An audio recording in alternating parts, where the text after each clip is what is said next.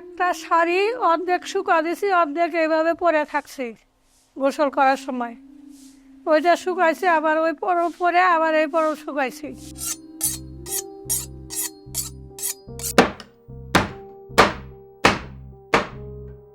উনি ছিল একজন নেশাভক্ত মাদক। ওইখানে আমার শ্বশুরের 16 বিঘা সম্পদ পাইছিলাম, ওগুলো সম্পূর্ণ বিক্রি করে থাকার মতো উপায় ছিল না। মানুষের বাসায় ছিলাম। তারপরে 2টা বাচ্চা নিয়ে এখানে আমার বাবার বাড়ি চলে আসলাম। 1 মাস পরে উনি চলে আসলো। তখন উনি এসে বলতেছে, আমি এখানে গরুর মাংসের দোকান দেবো। মানুষের কাছে টাকা পয়সা নিয়ে দিছি 2,97,000 টাকা নিয়ে উনি এখান থেকে নিরুদ্দেশে চলে গেছে।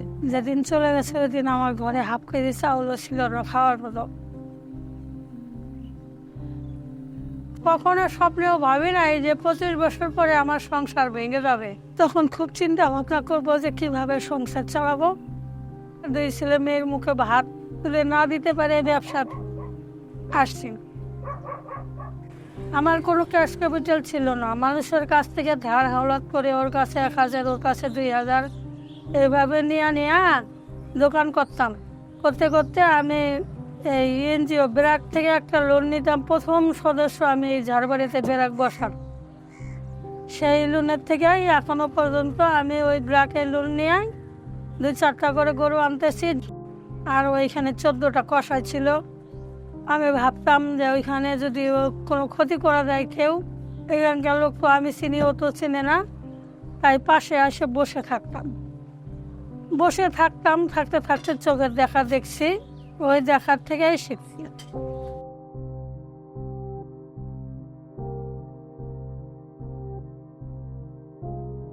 অনেক বাধা, বিভিন্ন মানুষে বলতো যে মহিলা মানুষ কেন এগুলো করবে। প্রেসিডেন্ট অফিসে, ইউনিয়ন পরিষদে অনেকেই অভিযোগ দিছিল, থানায় পর্যন্ত অভিযোগ দিছিল, মহিলা মানুষ কেন এটা করবে।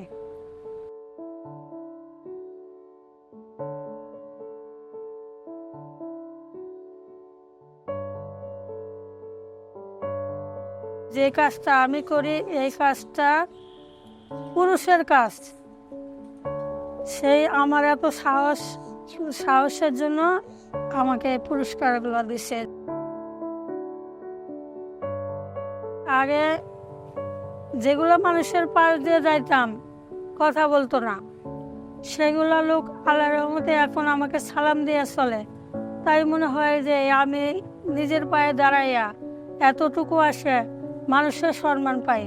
তাই যে এনার মতন বয়স্ক লোকেরা অনেক আসে আমাকে সালাম দেয়।